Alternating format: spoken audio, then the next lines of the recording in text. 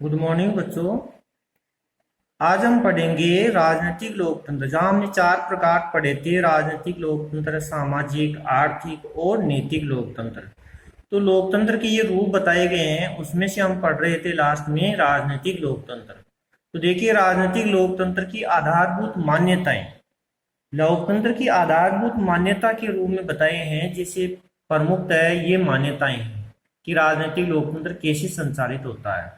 राजनीतिक लोकतंत्र उदारवादी संविधानवाद में विश्वास करता है। देखिए, आजादी और कानूनों के समक्ष बराबरी। हम जानते हैं उदारवाद से बना है उदारवादी, तो आजादी और कानूनों के समक्ष बराबरी रखने का। और संविधानवाद कहते हैं कि कानूनों के द्वारा मान्य नियम उनके अनुसार कार्य करता है। यह प्रभुसत्ता का निवास जनता में मानता है। कहते हैं राजनीतिक लोकतंत्र में जो एकाधिकार है वो जनता में निहित होता है। राजनीतिक लोकतंत्र का सैद्धांतिक पक्ष लोकतांत्रिक राज्य है और इसका व्यवहारिक पक्ष लोकतांत्रिक शासन है।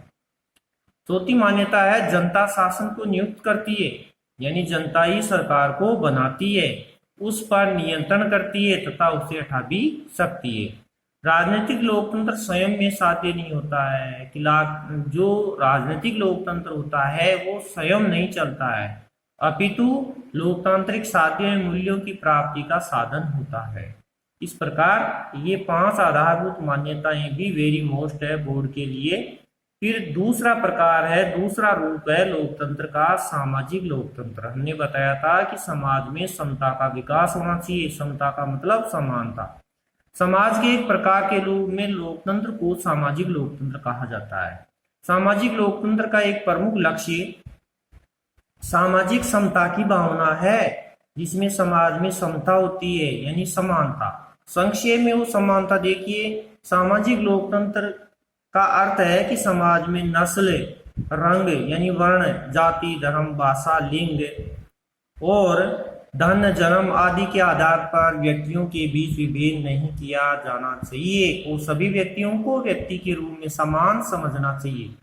हरहंसा के अनुसार, प्रमुख राजनीतिक के हंसा ने कहा है कि लोकतांत्रिक समाज वह है जिसमें समानता के विचार की प्रबलता हो तथा जिसमें समानता का सिद्धांत प्रचलित हो। सामाजिक लोकतंत्र की अवधारणा मुख्यतः सामाजिक समानता के अधिकार पर जोर देती है।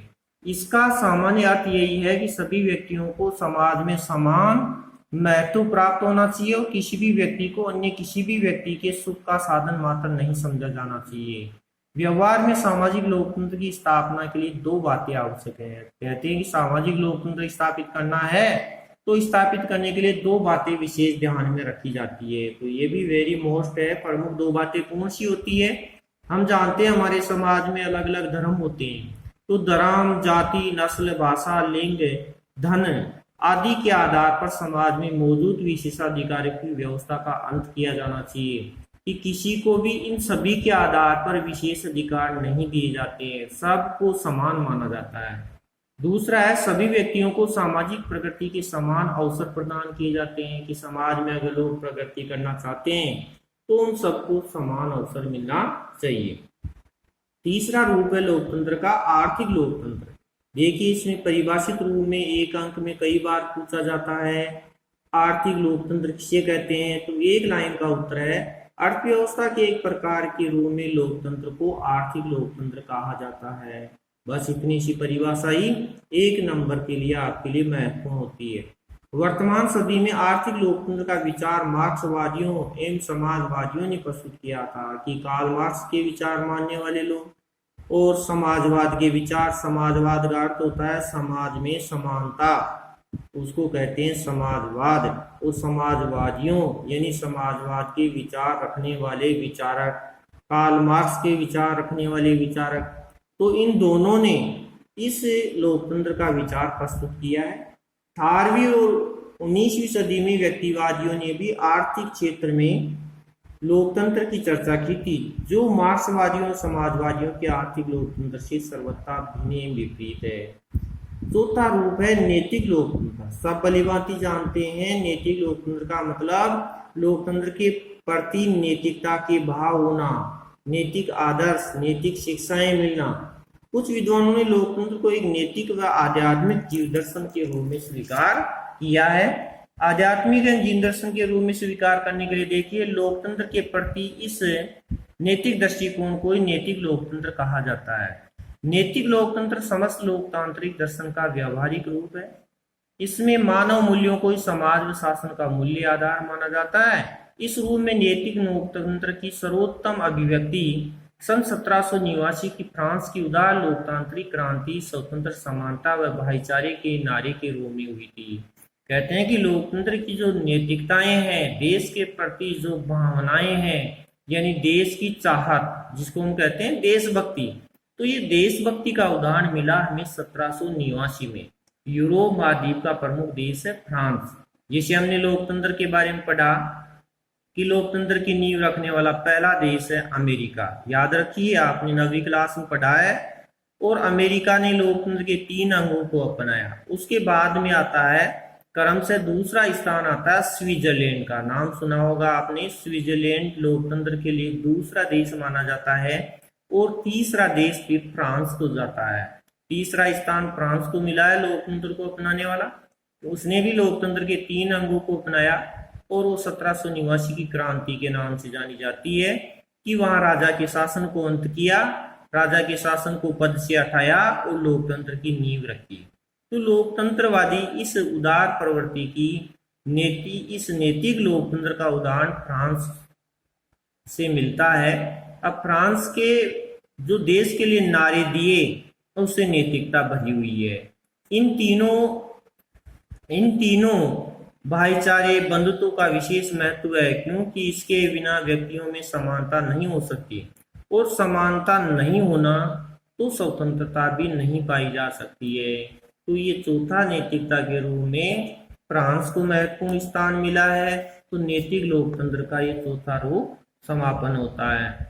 अब हम पढ़ेंगे कि लोकतंत्र संबंधी विभिन्न सिद्धांत, कि लोकतंत्र को से संबंधित जो सिद्धांत थे वो किस प्रकार थे। अब देखिए, ये जो सिद्धांत दिए गए हैं बहुत से राजनीति के मतभेद के रूप में बताए गए हैं कि हमारे शासक हैं और शासित वर्ग हैं, उनके संबंधित लोकतंत्र की मूल्य व्यवस्था एक दूसरे से टिकी हुई है, एक दूसरे पर आश्रित होती है।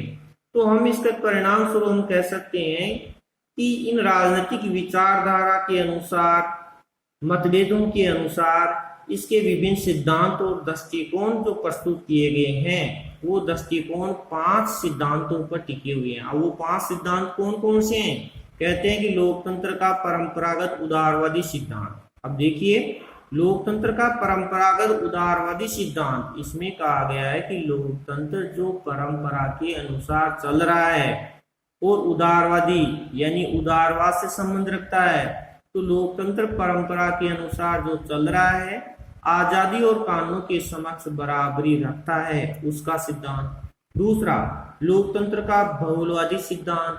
लोकतंत्र के बारे में बहुत से राजनीतिज्ञों ने जो अपने विचार प्रस्तुत किए उसको कहते हैं बहुलवादी सिद्धांत।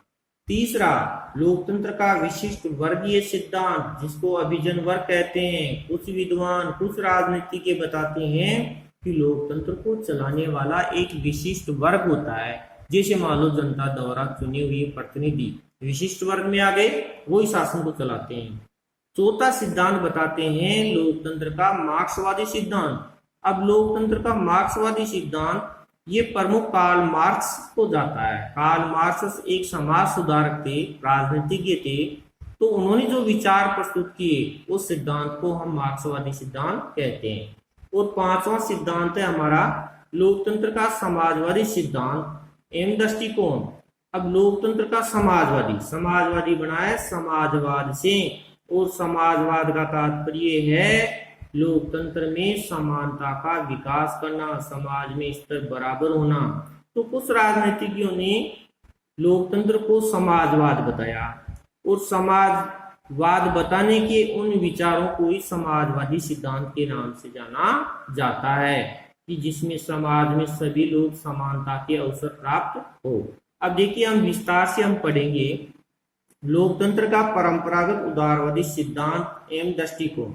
तो पहला जो दिया गया है सिद्धांत अब ये सिद्धांत देने वाले विचारक कौन से हैं, यानी कौन कौन से राजनीतिज्ञ हुए हैं, ऐसा बोर्ड में कई बार पूछा गया है। इसलिए इसके नोट सही तरीके से बनाना, जो किताब में दे रखा है उन बातों के अनुसार इसमें जैसे पूछा गया है कई बार कि लोकतंत्र के परंपरागत उदारवादी सिद्धांत के अपनाने वाले 2 राजनीतिज्ञों के नाम लिखिए, ऐसा 1 नंबर के अंतर्गत पूछा गया। तो आपको बड़ी बारीकी से नोट्स बनाने हैं। लोकतंत्र के इस सिद्धांत का विकास पश्चिमी जगत, यानी पश्चिमी जगत का मतलब पश्चिमी राष्ट्र के द्वारा विकसित हुआ इस सिद्धांत का 3 शताब्दियों से, 3 शताब्दियों का मतलब हो गया 300 वर्ष उदारवादी राजनीतिक चिंतन किया गया। इसके अवसर अक्सर लोकतंत्र का पश्चिमी सिद्धांत अथवा लोकतंत्र का लोकप्रिय सिद्धांत भी कह दिया जाता है, क्योंकि लोकतंत्र की नींव रखने वाला अमेरिका था और इसलिए इसको पश्चिमी सिद्धांत के नाम से भी जाना जाता है। अब प्रमुख राजनीतिक Hobbes, Locke, Rousseau, Bentham, JS Mill, TS Green, Montesquieu, Abraham Lincoln, Jefferson, Herbert Spencer आदि लोकतंत्र के परंपरागत उदारवादी सिद्धांत के प्रमुख विचारक हैं।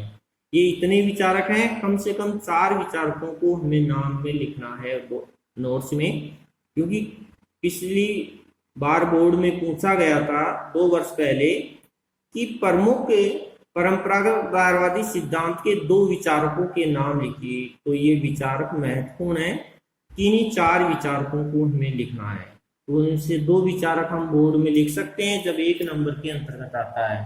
तो ये देखिए कि उदारवादी सिद्धांत के प्रमुख विचारक ये माने गए हैं, जो नाम दिए गए हैं। अब्राहम लिंकन जो अमेरिका का राष्ट्रपति था, उसको भी एक राजनीतिज्ञ माना गया है। स्वतंत्रता एवं अधिकार आदि के संदर्भ में लोग अपने लोकतंत्र संबंधी विचार प्रस्तुत किए। लोकतंत्र के परंपरागत उदारवादी सिद्धांत के आधारभूत मान्यताएं एवं लक्षण निम्नलिखित हैं। कहते हैं कि जो ये पश्चिमी जगत का सिद्धांत आया, इसकी क्या क्या मान्यताएं थी। पहली मान्यता तो ये बताई कि व्यक्ति बुद्धिमान प्राणी है। ये स्वाभाविक है, हम जानते हैं कि मनुष्य यानी कि अपना कह सकते हैं कि मानव बुद्धिमान प्राणी है। अन्य सभी जीवों में सबसे बुद्धिमान मानव को माना जाता है।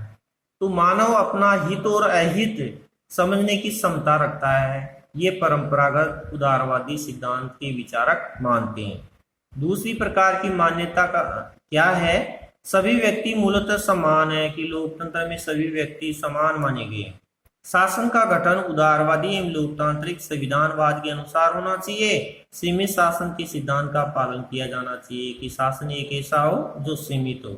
जिसे मान लो हर 5 वर्ष के बाद में चुनाव हो जाते हैं, तो शासन को सीमित कर दिया गया। अगले 5 वर्ष बाद में जनता किसी न किसी प्रकार से शासक को बदल सकती है, इसलिए सीमित रूप में मानते हैं ये विचारक। और शासन की शक्ति का आधार जनता की इच्छा होती है, अतः सरकार राजनीतिक सत्ता की मात्र न्यासी होती है, कि वह जो भी है सारी की सारी शक्ति जनता में ही इच्छा जाहिर होती है। जनता किसी भी प्रकार से सरकार को बदल सकती है। जैसे हर 5 वर्ष चुनाव होने पर वह जनता दूसरे किसी भी दल को वोट देकर के अपनी सत्ता को बदल सकती है। शासन के संचालन के निश्चित एवं आधारभूत नियम होने चाहिए। अब वो नियम क्या होने चाहिए, जैसे शासन का संचालन जनता द्वारा हो, यानी जनता के प्रतिनिधि करे, जनता के द्वारा यानी जनता के प्रतिनिधि, जनता किसी प्रतिनिधियों को चुने और वो ही शासन को चलाए।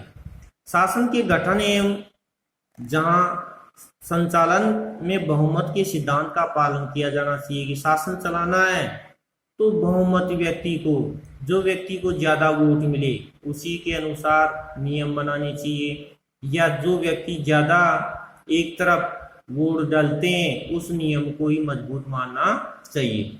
शासन को जनता के प्रति उत्तरदायी होना चाहिए। शासन का उद्देश्य व्यक्ति का हित होना चाहिए, कि जो शासन कर रहे हैं उस शासन का केवल एक ही उद्देश्य होना चाहिए कि लोगों का हित हो। छठी मान्यता ये भी मानते हैं कि एक स्वतंत्र नागरिक को स्वतंत्रताएं मिलनी चाहिए, उसको अधिकार भी मिलनी चाहिए। जैसे भारत में नागरिकों को जो मूल अधिकार दिए गए हैं वो इसी कारण से मान्यता से मिले हैं। इनकी रक्षा के लिए स्वतंत्र निष्पक्ष न्यायपालिका की स्थापना करनी चाहिए। कहते हैं कि शासन को चलाने के लिए जो तीसरा अंग है लोकतंत्र का, न्यायपालिका, उसका होना बहुत जरूरी है। क्योंकि न्यायपालिका शासन करने वाली जो व्यवस्थापिका और कार्यपालिका है, उसको तुरंत जनता के कार्य में, अगर जनता के कार्यों में हित नहीं हो रहा है तो न्यायपालिका उसको रोक सकती है। फिर दिया है निश्चित अवधि के बाद स्वतंत्र निष्पक्ष चुनाव होने चाहिए और एक से अधिक राजनीतिक दल होने चाहिए, कि हर समय एक अवधि बनाई जाए नियमों के अनुसार। जैसे हमारे संविधान में अवधि बनाई गई है, प्रधानमंत्री के चुनाव 5 वर्ष होंगे, राज्यसभा के 6 वर्ष होंगे। तो इस प्रकार इनकी एक अवधि बना दी, और अवधि बनाने में भी ये कहा गया कि एक राजनीतिक दल ही नहीं होना चाहिए, बल्कि एक से अधिक राजनीतिक दल होने चाहिए। 8वीं मान्यता ये मानता है, ये सिद्धांत, कि सरकार को जनमत का आदर करना चाहिए। सरकार को ये मानना चाहिए कि जनता ने हमें चुना है और उसी के अनुरूप हमें शासन करना है। फिर दिया है लोकतंत्र का बहुलवादी सिद्धांत एवं दृष्टिकोण, यानी बहुलवादी सिद्धांत अलग अलग मान्यताएं मानते हैं और बहुलवादी सिद्धांत वाले संघवाद में विश्वास करते हैं। संघवाद ये अपने आप में एक महत्वपूर्ण और अच्छा शब्द है। देखिए, संघवाद जो प्रमुख बात बताई गई है कि एक ऐसी शासन व्यवस्था जिसमें प्रमुख केंद्र सरकार कुछ शक्तियां लेकर के राज्य सरकारों को प्रदान करती है। तो दोनों सरकारें होती है, जैसे प्रमुख केंद्र सरकार, राज्य सरकार। तो केंद्र सरकार व राज्य सरकार कुछ शक्तियां लेकर के स्थानीय सरकार को दे दी जाती है, तो उसको कहा जाता है संघवाद, यानी शासन को अलग अलग तरह से बांट देना। तो इस संघवाद में विश्वास करता है बहुलवादी सिद्धांत। तो बहुलवाद के विचार रखने वाले लोग ये चाहते हैं कि देश अलग अलग राज्यों में बटा होना चाहिए। राज्यों का मतलब संघ, जिसको हम स्टेट कहते हैं, संघ, प्रांत, क्षेत्र भी कहते हैं, क्योंकि राज्य के पर्यायवाची कह सकते हैं हम। संघ है, क्षेत्र है, प्रांत है। तो इस प्रकार बहुलवादी विचारधारा यह है कि समाज के संघात्मक स्वरूप में विश्वास करती है और लोकतंत्र के इस सिद्धांत का विकास एच.जे. लॉस्की, ये प्रमुख राजनीतिज्ञ और विचारक हैं, HJ. Laski, Ernest Barker, Miss Follett, GDH. Cole, डिग्वी आदि ने इस सिद्धांत को महत्वपूर्ण माना है। द्वितीय विश्व युद्ध, हम जानते हैं द्वितीय विश्व युद्ध 1939 से लेकर के 1945 तक चला। रॉबर्ट डहेल ने इसके विकास में योगदान दिया। उसने बहुलवादी लोकतंत्र को बहुलतंत्रवाद कहना पसंद किया। रॉबर्ट प्रिस्ट के अनुसार लोकतंत्र का बहुलवादी सिद्धांत एक ऐसी सामाजिक राजनीतिक प्रणाली है जिसमें राज्य की शक्ति में अनेक निजी समूह एवं हित समूह अपनी भागीदारी निभाते हैं। तो इसमें एक राजनीतिक प्रणाली यही मानती है कि राज्य की शक्ति जो है वो किसी न किसी निजी समूह और हित समूह दोनों ही भागीदारी निभाते हैं और उसी के अनुसार शासन का संचालन करते हैं। इस प्रकार हमारे ये बहुलवादी सिद्धांत महत्वपूर्ण बताया गया है। बहुलवादी सिद्धांत को भी हमें महत्वपूर्ण मानना है, यानी ये चारों जो 5 सिद्धांत है ये बहुत ही महत्वपूर्ण है। इसी के साथ आपको नेक्स्ट जो पॉइंट पढ़ाए जाएंगे वो अगले दिन, इसलिए नोट्स पूरी तरह से तैयार करना है। जिसको अच्छा टारगेट देना है, अच्छे मार्क्स लाने, अच्छी परसेंटेज बनानी है, वो नियमित नोट्स बनाए। थैंक यू, धन्यवाद।